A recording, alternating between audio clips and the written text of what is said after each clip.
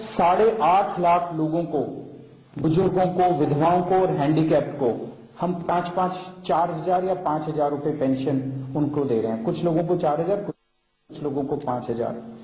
एक जितने हमारे रैन बसेरे हैं, नाइट शेल्टर्स हैं, इसमें हमने लंच और डिनर का इंतजाम कर दिया है, खाने का। जिसको भी अगर कभी दिक्कत हो खाने की, अगर उनके घर में कमी है, वैसे तो मैं समझता हूं कि 72 लाख लोगों को घर में अगर राशन पहुंच जाएगा तो उनको नहीं लगता मुझे कि खाने की दिक्कत होनी चाहिए। और ये 72 लाख लोगों को 30 मार्च तक राशन की दुकानों में पहुंच जाएगा। आप लोग अपना अपना राशन कार्ड दिखा के आप लोग लेके आ सकते हैं। 8.5 लाख लोगों को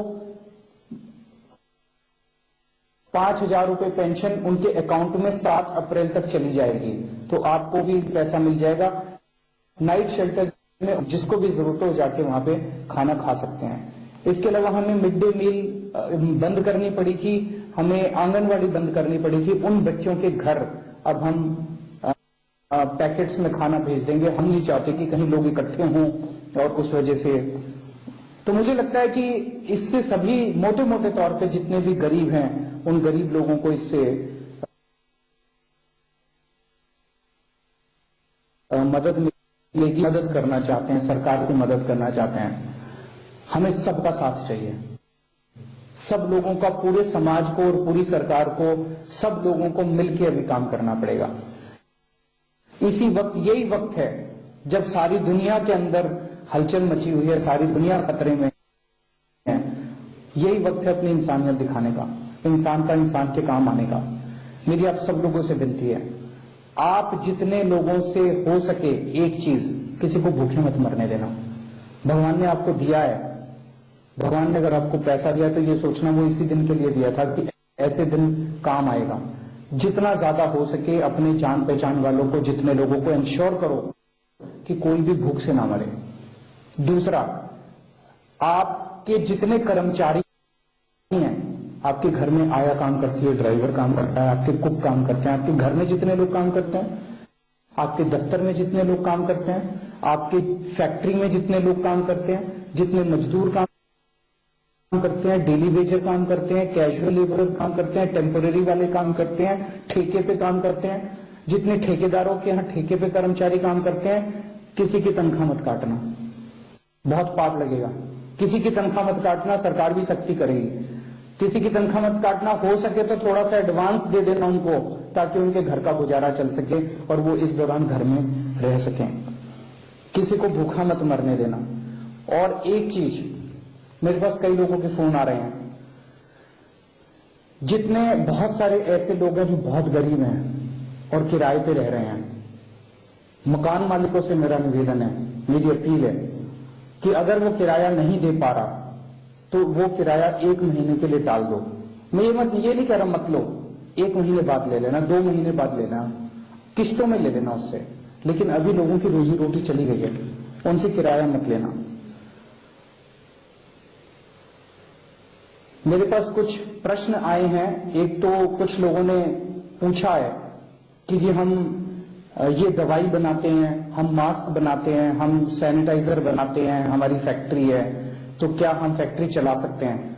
मैं ये साफ कर दूं कि एसेंशियल सर्विसेज यानी कि दवाइयां बनाने वाली या मेडिकल इक्विपमेंट बनाने वाले या मास्क बनाने वाले, सैनिटाइजर बनाने वाले, ये जितने भी लोग हैं, ये दुकानें भी खुलेंगी, इसका ट्रांसपोर्ट भी अलाउड है और इसकी मैन्युफैक्चरिंग भी अलाउड है।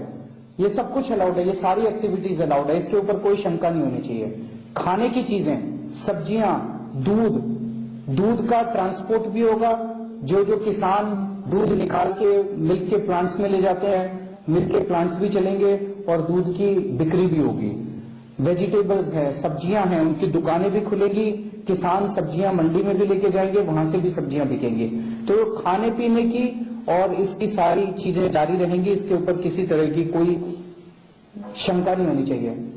एक आज हमने सुना कि कई जगह अस्पतालों में जल बोर्ड के कर्मचारियों को, बिजली के कर्मचारियों को, एसेंशियल सर्विसेज वालों को दिक्कत आई क्योंकि हमने ट्रांसपोर्ट बहुत कम कर दिया। तो मैं देखता हूं कि अक्सर इस किस्म के कर्मचारी जो हैं वो बसों में ट्रैवल करते हैं। कल हमने इसको 25% कर दिया था बसों को। हम ये बढ़ा रहे हैं। कल से 50% बसें चलेंगी, खाली चलेंगी, क्योंकि बाकी सब लोग तो कोई जाएंगे नहीं, खाली चलेंगी, लेकिन 50% बसें चलेंगी। और उन मुझे लगता है उससे आप लोगों को सुविधा मिलेगी और किसी को भी अपने घर से इन एसेंशियल सर्विसेज के लिए काम करने के लिए जाने के लिए किसी को दिक्कत नहीं होगी। तो फिर से मेरी आप लोगों से विनती है कि इसमें लॉकडाउन में आप साथ दीजिए, आप ही के लिए कर रहे हैं। अगर हम सारे जने मिलके 10 लोगों की भी जान बचा पाए तो मुझे लगता है कि हमारा ये सफल हो जाएगा। बहुत बहुत शुक्रिया।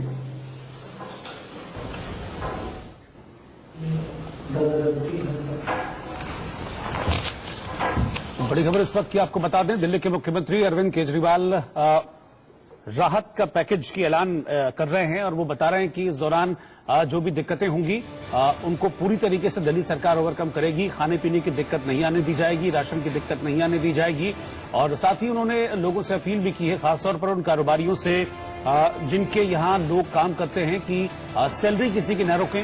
ये लोगों की मजबूरी है कि अब उन्हें घर पर रहना पड़ेगा, क्योंकि अब सरकार का आदेश भी इसी को लेकर है, तो किसी की सैलरी न काटें। हालांकि उन्होंने अपील भी की और साथ ही साथ ये भी कहा कि सरकार इस मामले में सख्ती करेगी अगर कोई भी सैलरी किसी की काटता है। साथ ही उन्होंने अपील दिल्ली के मकान मालिकों से भी की है कि ये वक्त बहुत मुश्किल वक्त है और हाथ से हाथ मिलाकर आगे बढ़ना होगा। तो बेहद जरूरी है कि किराया अगर हो सके तो 1 महीने 2 महीने के लिए कम से कम टाल दें या फिर किश्तों में किराया लें। एक ब्रेक का भी वक्त है, लौट रहे हैं वापस।